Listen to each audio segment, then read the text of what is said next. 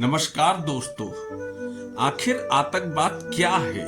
कैसे बनाए जाते हैं आतंकवादी? लोगों का ब्रेन वॉश कैसे किया जाता है? आतंकवाद का मकसद क्या है और आतंकवाद का संपूर्ण सफाया कैसे किया जा सकता है? तो ये सब जानने के लिए बने रहिए वीडियो के अंत तक। तो शुरू करते हैं अपना वीडियो।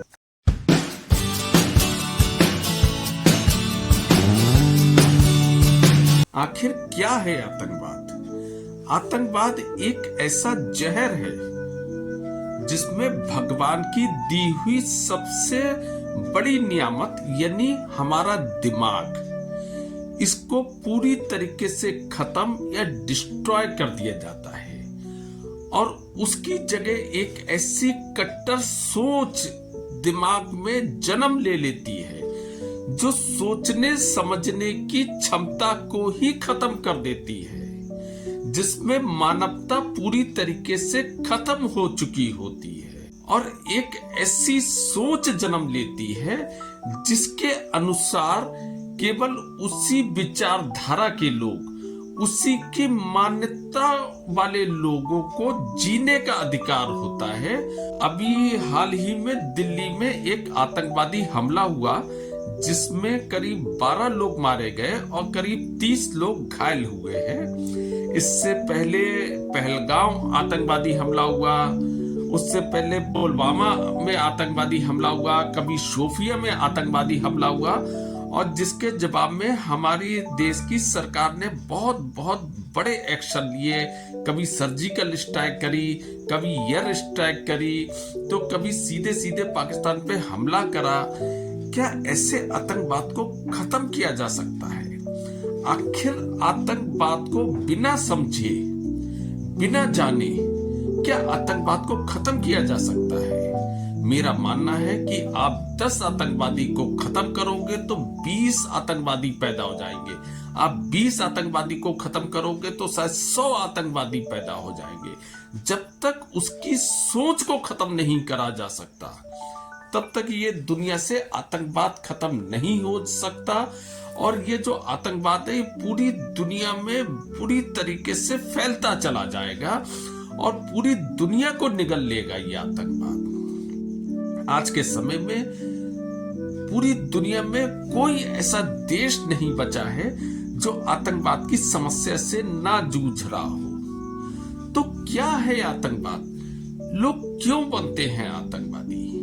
दरअसल ये जो आतंकवाद है ये एक ऐसी कट्टर सोच है या एक ऐसी धार्मिक विचारधारा लोगों के मन में भरी जा रही है जो सोचने और समझने की क्षमता को ही समाप्त कर देती है। एक ऐसी धार्मिक पुस्तक को आधार बनाकर एक ऐसी कट्टर सोच डेवलप की जा रही है, ऐसी कट्टर सोच दिमाग में भरी जा रही है जिसके अनुसार केवल एक धर्म विशेष का इस पूरी दुनिया में जीने का अधिकार है, जो उनकी मान्यताओं को मानता है, जो उनकी परंपराओं को मानेगा, जो उनके धर्म विशेष की पुस्तकों को मानेगा, वो ही इस दुनिया में जी सकता है। उसके अलावा पूरी मानव जाति को खत्म किया जाना चाहिए आतंकवाद के अनुसार। तो दोस्तों, आतंकवाद को विस्तार से समझना होगा, तभी इसका कोई हल निकल सकता है। लोगों का कहना है कि आतंकवाद का कोई धर्म नहीं होता, लेकिन यह भी सच है कि हर आतंकवादी एक विशेष धर्म से संबंधित होता है। तो क्यों बन रहे हैं लोग आतंकवादी? दरअसल कुछ धर्म विशेष के लोगों का ये कहना है या उनकी धार्मिक पुस्तक में ये लिखा है कि इस पूरी दुनिया पर केवल और केवल जीने का अधिकार जो है, जो उनकी मान्यताएं मानता है, वो ही इस दुनिया में जी सकता है। उसके अलावा सारे आपके दुश्मन हैं। और कहां से उन्होंने ये बात उस पुस्तक से निकाल ली? क्योंकि कोई भी धार्मिक पुस्तक जो है इस चीज की इजाजत नहीं दे सकती। मेरे अनुसार एक व्यक्ति दूसरे व्यक्ति का खून बहाए केवल धर्म के नाम पर। कोई गॉड, कोई भगवान इस चीज की इजाजत नहीं दे सकता कि एक इंसान दूसरे इंसान को खत्म करके या जबरदस्ती या अत्याचार करके या आतंक फैलाकर दूसरे को मजबूर करे उसकी मान्यताओं को मानने के लिए। भाई आप अपनी मान्यताओं को मानो, दूसरा अपनी मान्यताओं को मानेगा। आप भी गॉड को मानते हो, हम भी गॉड को मानते हैं। आप उसे कुछ अलग नाम से पुकारते हो, हम कुछ अलग नाम से पुकारते हैं, तो उससे क्या फर्क पड़ता है? अगर आपका भगवान और हमारा भगवान अगर अलग अलग होता तो शायद हमारी रचना और आपकी रचना में भी अंतर होती। अगर मेरी 2 आंखें यहाँ हैं, मेरी एक नाक है, मेरे 2 होंठ हैं, मेरे दांत हैं, मेरी 2 हाथ हैं, 2 पैर हैं, तो ये सब चीज तो आपके भी है। यानी जो रचनाकार है वो एक ही है, भले ही चाहे उसके अलग अलग नाम हो। जब रचनाकार एक है, जब इस प्रकृति को चलाने वाला एक है, तो उसे किसी भी नाम से आप पुकारो, क्या फर्क पड़ता है? बस यही आतंकवादियों को समझ नहीं आता है कि जब रचनाकार एक है तो उसकी बनाई हुई सारी रचनाएं उसे तो प्रिय है। अगर किसी रचनाकार की बनाई हुई सारी रचनाओं में से एक को भी आप खत्म करते हो, क्या वो रचनाकार आपसे प्रसन्न हो सकता है? क्या वो आपको आशीर्वाद देगा? क्यों नहीं समझते हैं ये लोग? दोस्तों, आतंकवाद का जो सबसे कारगर उपाय है या नियम है वो लोगों का ब्रेन वॉश करना है। एक बुद्धिजीवी ने एक बार बहुत पहले कहा था कि अगर आतंकवाद खत्म करना है तो लोगों को शिक्षित कर दो। लेकिन अभी दिल्ली में जो आतंकवादी हमला हुआ है उससे सारे के सारे लोग हैरान रह गए कि जितने भी जो आतंकवाद में संलिप्तता पाई गई है वो सारे के सारे डॉक्टर हैं। यानी वेल एजुकेटेड लोगों तक का ब्रेन वॉश किया जा सकता है। जो आर्थिक रूप से संपन्न है, पढ़े लिखे लोग हैं, समझदार लोग हैं, जब वो उन ऐसे लोगों तक का अगर ब्रेन वॉश किया जा सकता है, यानी ब्रेन वॉश करने का तरीका आप सोचिए कितना हाईटेक रहा होगा। दरअसल ब्रेन वॉश कैसे किया जाता है? एक धर्म विशेष अपने लोगों को ये दिखाता है कि तुम्हारा धर्म खतरे में है।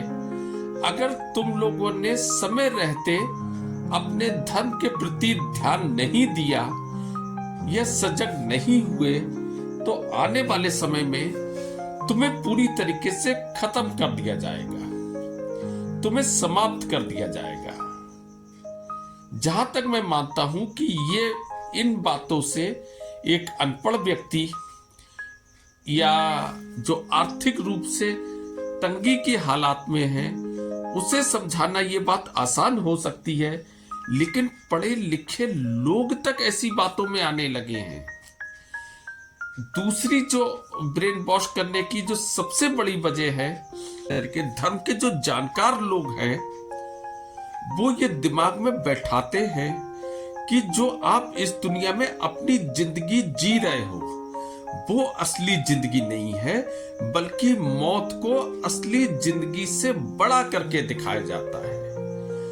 यह असली दुनिया नहीं है, वो आखिरियत यानी मौत के बाद जो दूसरी दुनिया होगी, असली जिंदगी वो है आपकी। उसके सपने दिखाए जाते हैं, 72 हूरों के सपने दिखाए जाते हैं, जन्नत के सपने दिखाए जाते हैं, जिसमें एक लग्जरी लाइफ के सपने दिखाए जाते हैं।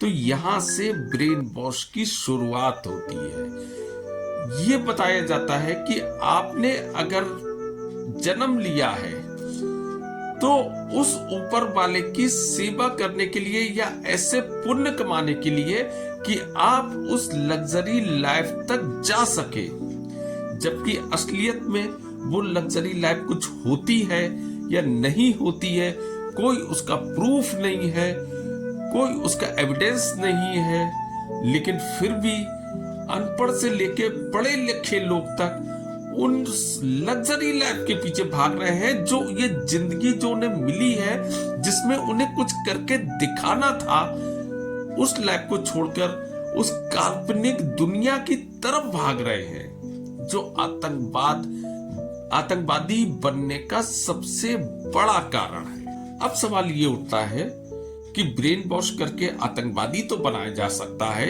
या डरा के आतंकवादी तो बनाया जा सकता है, तो इस आतंकवाद को रोका कैसे जा सकता है, सबसे बड़ी चुनौती है। क्योंकि कई बार क्या होता है, जब भी कोई आतंकवादी हमला होता है तो उसके जवाब में बड़ी बड़ी कार्रवाइयां होती हैं, सर्जिकल स्ट्राइक होती है, एयर स्ट्राइक होती है। यानी आप ये मान लीजिए कि आप एक माली हैं, आप किसी पेड़ की ऊपर से छटाई करते हैं और कुछ टाइम बाद फिर से वो दोबारा से वहां पे फूल पत्तियां निकल आती हैं। तो आतंकवाद भी यही है, अगर आपने उनकी सोच पर प्रहार नहीं करा, आपने केवल ऊपरी तौर पर उनको खत्म करा, तो क्या होगा, एक खत्म होगा और 10 पैदा होंगे, 10 को मारोगे 20 पैदा होंगे, इसका कोई हल नहीं है। सबसे पहले उस सोच को खत्म करना होगा जो आतंकवाद की तरफ लेके जाती है, जो उस काल्पनिक दुनिया के सपने दिखाती है, उस सोच को खत्म करना होगा। इस बात को खत्म करना होगा कि ये दुनिया तो एक दिखावा है, वो आखिरियत यानी जो मौत के बाद जो दुनिया शुरू होती है वो तुम्हारी असली जिंदगी है। इस सोच को खत्म करना होगा, तब आतंकवाद को खत्म किया जा सकता। और वो सोच कहां से डेवलप की जाती है? हर धर्म में नहीं, आपने देखा होगा जो कोई हिंदू धर्म में पैदा होता है तो उसकी जो शिक्षा शुरू होती है वो सीधे स्कूल से शुरू होती है। यानी उसमें साइंस होती है, मैथ होती है, हिस्ट्री होती है, बहुत तमाम सब्जेक्ट होते हैं कोई भी धर्म के लिए।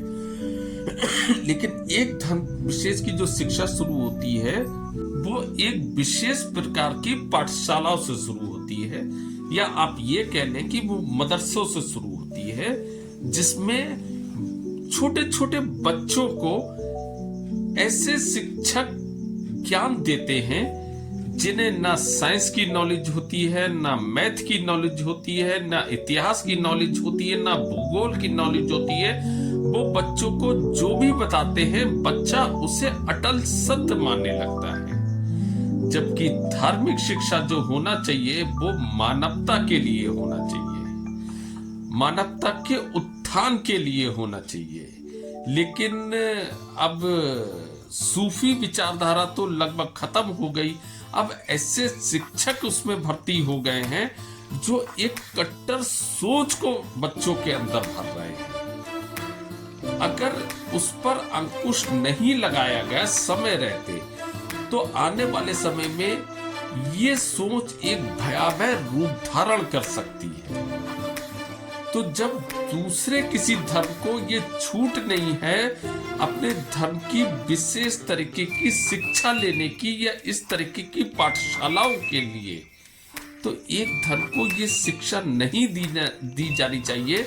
जबकि गवर्नमेंट की तरफ से उन पाठशालाओं को या उन मदरसों को अनुदान दिया जाता है, तो इस चीज की निगरानी की जानी चाहिए कि जो उसमें शिक्षा दी जा रही है बच्चों को, क्या वो सही स्तर पर दी जा रही है, क्या वो उन्हें एक अच्छा व्यक्ति बना रही है, क्या वो उन्हें आगे बढ़ने में कोई मदद प्रदान कर रही है। ठीक है, धार्मिक शिक्षा एक हद तक होना चाहिए, लेकिन आप उसकी जिंदगी को ही मोड़ के रख दे रहे हो।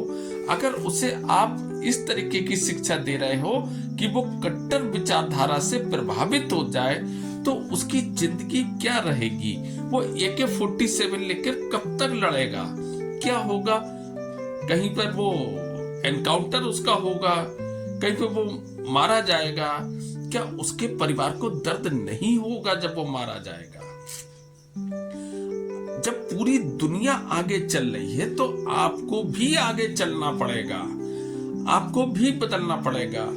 गवर्नमेंट को भी उन मदरसों पे निगरानी रखना पड़ेगी, तब इस कट्टर सोच को नियंत्रण में किया जा सकता है। आप दूसरे देश के आतंकवादियों से तो निपट सकते हो, लेकिन आप अपने अंदर अगर घर के अंदर अगर आतंकवादी पैदा हो गए तो उनसे निपटना बहुत मुश्किल हो जाएगा। जैसे अभी दिल्ली में जो डॉक्टर आतंकवादी पकड़े गए हैं, तो इस तरीके के अगर आतंकवाद हमारे देश के अंदर पनपने लगा और इसे सही समय पर नहीं रोका गया तो ये बहुत ही भयावह स्थिति पैदा हो जाएगी। सरकार का कर्तव्य है आतंकवादियों को खत्म करना नहीं, बल्कि उनकी सोच पर प्रहार करना होगा। अगर आपने उनकी सोच पर प्रहार कर दिया, उनकी सोच को चेंज करा, उनकी सोच ऐसी डेवलप करी जो विकास की ओर लेकर जाए, तब इस आतंकवाद को खत्म किया जा सकता है जड़ से। उस सोच को खत्म करके जो कट्टरवादी है, अगर उस पे आपने कंट्रोल पा लिया तो आतंकवाद पे कंट्रोल पा लिया। क्योंकि जब अंदर ही के लोग, आपके घर के अंदर अच्छे लोग होंगे तो सब तरफ खुशहाली होगी। बाहर के आतंकवादियों को तो जो पाकिस्तान में पनप रहे हैं उनसे तो कभी भी हम निपट लेंगे, और उन लोगों को बाहर के आतंकवादी बरगला भी नहीं पाएंगे अगर उस सोच पर आपने काबू पा लिया। तो समय है, समझ जाओ सब, चाहे सरकार हो चाहे आप भी हो, मानवता से बढ़कर कोई धर्म नहीं होता, कोई पुस्तक नहीं होती, चाहे वो हिंदू धर्म की हो, चाहे वो क्रिश्चियन धर्म की हो, चाहे वो इस्लाम धर्म की हो, चाहे वो बौद्ध धर्म की हो। अगर मानवता को कुचला जा रहा है तो सबसे बड़ा अपराध है। कोई पुस्तक इस चीज की इजाजत नहीं देती है। जिन लोगों को ये बताया गया है कि आप दूसरे धर्म के लोगों का कत्ल कर दो, और उसमें उस पुस्तक में इस चीज की इजाजत दी गई है, तो कहीं ना कहीं आपको गलत पढ़ाई गई है। आप उसका अध्ययन करना, आप सही से उसे पढ़ना, ये सही नहीं हो सकता। कोई धार्मिक पुस्तक ऐसा नहीं लिख सकती, कोई गॉड, कोई भगवान, कोई अल्लाह इस चीज की इजाजत नहीं दे सकता कि एक इंसान दूसरे इंसान का कत्ल करके फिर मुझको वो उस तरीके से मानने पर मजबूर करे जैसा वो व्यक्ति चाह रहा है। तो बाकी आप अगर मेरी बात से सहमत हो तो प्लीज कमेंट्स बॉक्स में आप जरूर कमेंट्स करना, और अगर आपको मेरा वीडियो अच्छा लगा हो तो मेरे चैनल को सब्सक्राइब करना मत भूलना। बाकी फिर मिलते हैं अगले शनिवार को, तब तक के लिए थैंक यू वेरी मच, नमस्कार।